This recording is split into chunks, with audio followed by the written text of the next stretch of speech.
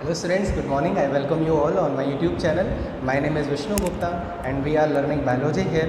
This session is for class 11th, and in class 11th, as you know that we are studying animal kingdom, and day by day it is becoming more interesting. बहुत ज़्यादा interesting होता चला जा रहा है lesson, ठीक है। और मैं आपको धीरे धीरे मतलब आपको देखो अभी 2-3 फाइलम जिनको स्टार्टिंग होगा, ठीक है, जिन स्टूडेंट्स के लिए एनिमल किंगडम स्टार्टिंग होगा उनको थोड़ा सा प्रॉब्लम हो सकती है स्टार्टिंग में, क्योंकि you will see that few characters are मतलब स्ट्रेंज फॉर यू, मतलब you that those are new for you don't know about those characteristic.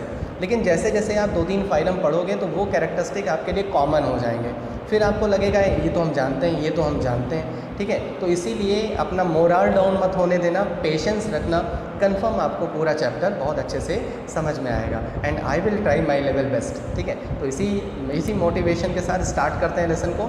Yesterday we have discuss the coelenterata. कल हम लोग ने सीलेंट्रेटा को डिस्कस किया था। एक बार मैं आपको रिवाइज करा दे रहा हूँ सीलेंट्रेटा के बारे में, और तब हम लोग नेक्स्ट फाइलम की तरफ बढ़ेंगे, ठीक है। सीलेंट्रेटा में मैंने बताया था again first characteristic on the name के बेसिस पे मैंने बताया था कि सीलेंट्रेटा के ये कुछ एनिमल्स हैं, ठीक है। और इनको अगर हम देखें तो इनके फ्यू मतलब कुछ कैरेक्टरिस्टिक हम इनके नाम पे बता सकते हैं। सीलेंट्रेटा नाम क्यों दिया गया? Because of the coelenteron. Coelenteron मतलब हॉलो गट, इनकी बॉडी में हॉलो गट होती है, ठीक है, that's why it is known as coelenterata. और उसी इनके माउथ के पार्ट्स टेंटिकल्स होते हैं। वो टेंटिकल्स क्या करते हैं? एक तो उनको डिफेंसिव होते हैं, दूसरा क्या करते हैं जो मतलब प्रे होते हैं उनको कैच करते हैं। तो प्रे को कैच करने के लिए इनके टेंटिकल्स में एक सेल्स लगी होती है जिनका नाम होता है नेमेटोसिस्ट। उन सेल्स का नाम क्या होता है? नेमेटो, ठीक है। और इसी नेमेटोसिस्ट को नाइडोब्लास्ट भी बोलते हैं। Because of the cnidoblast they are also known as cnidaria. इनका नाम क्या पड़ गया? नाइडेरिया, ठीक है। उसके बाद मैंने बताया था कि ये फ्री स्विमर होते हैं, they can move from one place to another place. ये एक जगह से दूसरी जगह मूव कर सकते हैं, ठीक है। ये आप देख सकते हो यहाँ पे इनकी गैस्ट्रोइंटेस्टाइनल कैविटी है, ये मतलब हॉलो गट है। They have mouth but they don't have anus, मतलब एक सिंगल ओपनिंग होती है, उसी के थ्रू फूड भी जाता है और उसी के थ्रू वेस्ट मटेरियल भी बाहर आता है, ठीक है। उसके बाद मैंने यहाँ पे बताया था कि इनकी बॉडी में 2 फॉर्म्स देखने को मिलते हैं, मतलब 2 बॉडी फॉर्म 2 तरह के होते हैं, 2 अलग अलग पार्ट्स देखने को मिलते हैं। एक सिलेंड्रिकल पार्ट होता है that is known as polyp, और एक दूसरा होता है मेडुसा।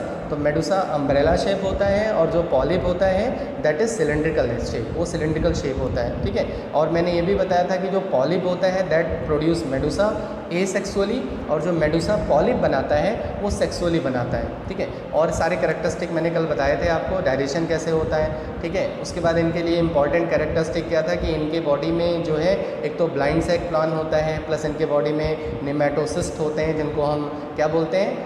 नाइडोब्लास्ट बोलते हैं, और इसीलिए इनका नाम पड़ गया उसी से नाइडेरिया, ठीक है। एक्सक्रीशन सिस्टम वगैरह कुछ नहीं होता है। ए सेक्सुअल रिप्रोडक्शन कैसे होता है? बडिंग प्रोसेस से होता है, और सेक्सुअल रिप्रोडक्शन के लिए इनके पास गैमीट्स प्रोड्यूस होते हैं और उसी गैमीट से इनमें फर्टिलाइजेशन होता है। इनमें 2 लार्वा होते हैं, लार्वल स्टेज होती है, 2 लार्वा हैं, एक का नाम है प्लेनुला और एक का नाम है एफाइरा। ये 2 टाइप के लार्वा होते हैं।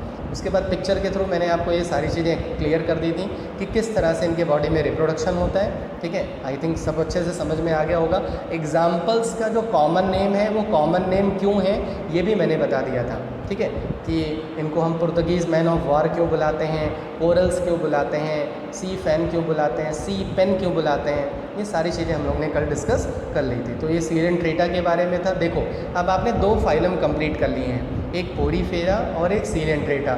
ये मेरा आपसे सजेशन है कि when ever you complete 2 phylum, मतलब एक से ज़्यादा जैसे ही फाइलम हो जाए उनके बीच में डिफरेंस ज़रूर लिख लिया करो कि what is the difference between the Porifera and Coelenterata. उससे आपको बहुत बेनिफिट मिलेगा। उससे आपको क्या एडवांटेज मिलेगी कि you will not get confuse, क्योंकि जैसे जैसे फाइलम बढ़ते जाएंगे, मैं सबसे पहले आपको प्रॉब्लम बता दे रहा हूँ कि प्रॉब्लम क्या आती है। जैसे जैसे फाइलम आप 1, 2, 3 तो कोई प्रॉब्लम नहीं आती, लेकिन जब आप 9 फाइलम 10 फाइलम जब पढ़ लोगे तो आपको लगेगा सारे कैरेक्टर्स मिक्स हो रहे हैं, इसके कैरेक्टर उसमें याद आ रहे हैं, उसके कैरेक्टर उसमें याद आ रहे हैं। इसको दूर भगाने के लिए, इस डर को, इस प्रॉब्लम को दूर करने के लिए क्या कर सकते हो? You have to write down the differences. जैसे पोरीफेरा पढ़ लिया, सीलेंट्रेटा पढ़ लिया, तो इन दोनों के बीच में क्या लिख लो? डिफरेंस लिख लो, तो मैं ये प्रॉब्लम कभी नहीं आएगी, ठीक है। क्लियर है? और जैसे जैसे मैं बता रहा हूँ वैसे वैसे ही कैरेक्टरिस्टिक को आपको क्या करना है? सीखना है, रटना नहीं है। ठीक है, बैठ के अगर आप कभी भी रटने लगें तो मेरा पढ़ाना बेकार है। ठीक है, तो बढ़ते हैं आगे। चलो, ये देखो एक नया फाइलम पढ़ने जा रहे हैं। उस फाइलम को देखो कैसे दिख रहा है। ये ऐसा दिख रहा है जैसे कोई ट्रांसपेरेंट जेली की तरह हो। ठीक है, ट्रांसपेरेंट होते ही हैं। ठीक है, और ऐसा लग रहा है जैसे जेली है, इतना कलरफुल होते हैं। ट्रांसपेरेंट होते हैं तो अंदर के जो पार्ट होते हैं वो दिखते हैं, तो ये कलरफुल नज़र आते हैं। ठीक है, और इनमें अगर आप देखो ध्यान से तो ऐसे कुछ लाइनिंग है, ये लाइनिंग दिख रही है। ये मैं पेन दूसरी ले लूँ तब आपको दिखेगा। देखो इसमें ये जो लाइनिंग है, ये जो लाइनिंग दिख रही है आपको, एक्चुअली ये सिलिएटेड होती है, इनमें सिलिया लगे होते हैं। ठीक है, इसी फाइलम का नाम है टेनोफोरा। यहाँ पे भी देखो सी साइलेंट है, इसका प्रोनाउंसिएशन क्या है, टेनोफोरा। ठीक है, first characteristic on the name, मैंने पहले ही दिन बताया था कि पहला कैरेक्टरिस्टिक आपको नाम पे ही बताऊंगा। तो पहला कैरेक्टरिस्टिक इनके नाम पे आ रहा है टेनो।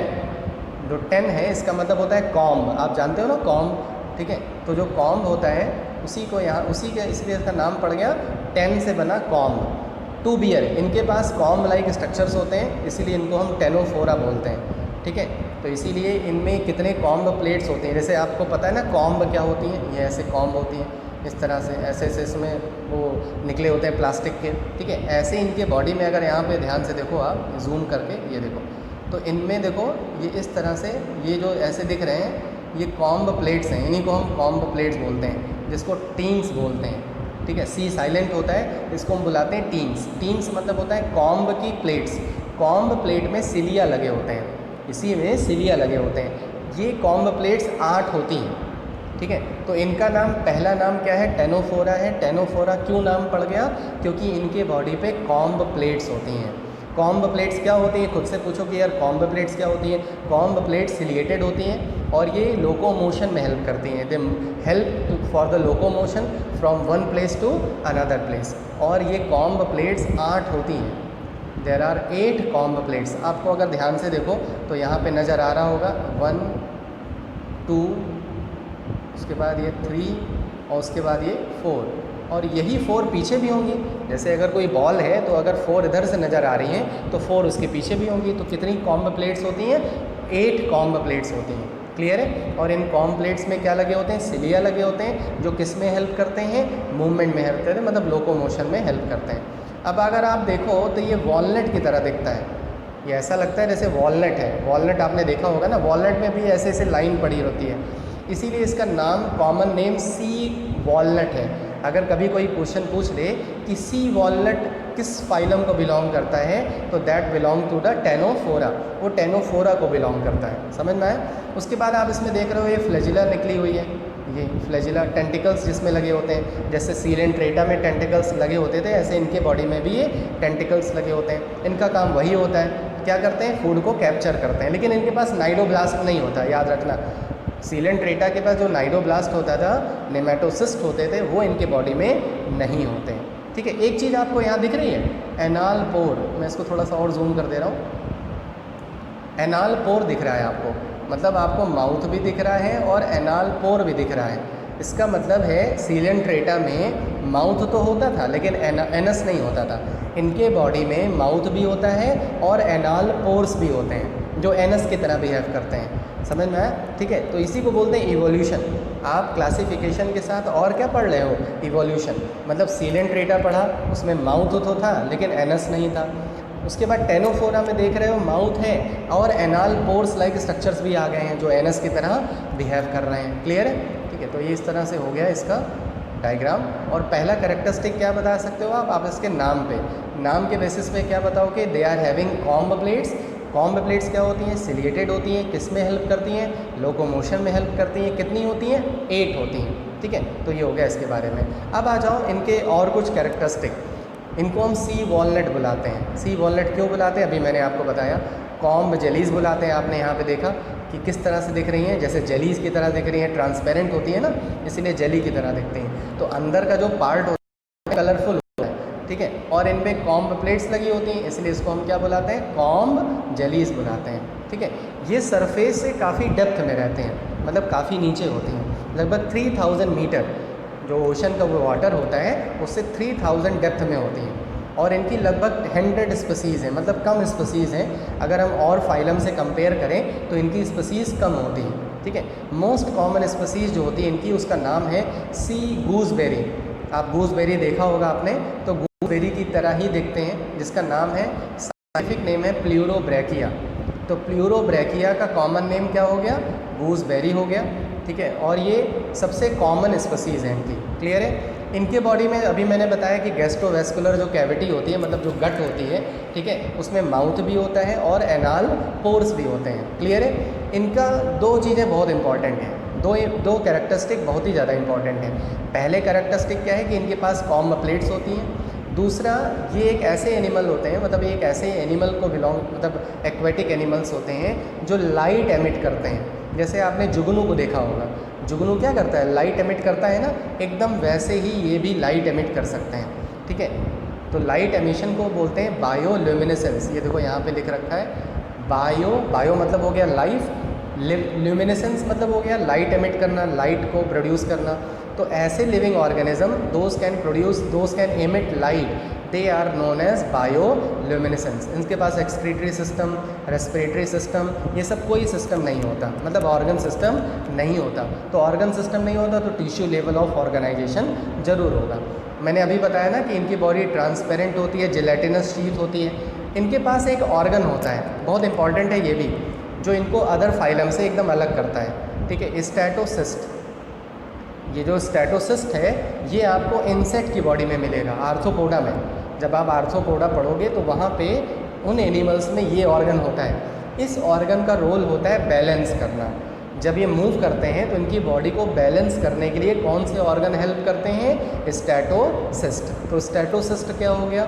इनकी बॉडी को बैलेंस करता है, ठीक है। अब ये खाते क्या हैं? जू प्लैंक्टन। जू प्लैंक्टन्स ऐसे एनिमल्स होते हैं जो बहुत छोटे होते हैं, माइक्रोस्कोपिक होते हैं, ठीक है, जिनको हम देख नहीं सकते, उनको ये क्या करते हैं? खा लेते हैं, ठीक है। तो जू प्लैंक्टन्स के वो फीड करते हैं, क्लियर। डायरेशन दोनों होता है, जैसे सीलेंट्रेटा में होता था, एक्स्ट्रा सेलुलर भी होता है और कैसा होता है? Intracellular. There are two type of digestion, extracellular as well as intracellular. Clear हो गया, ठीक है।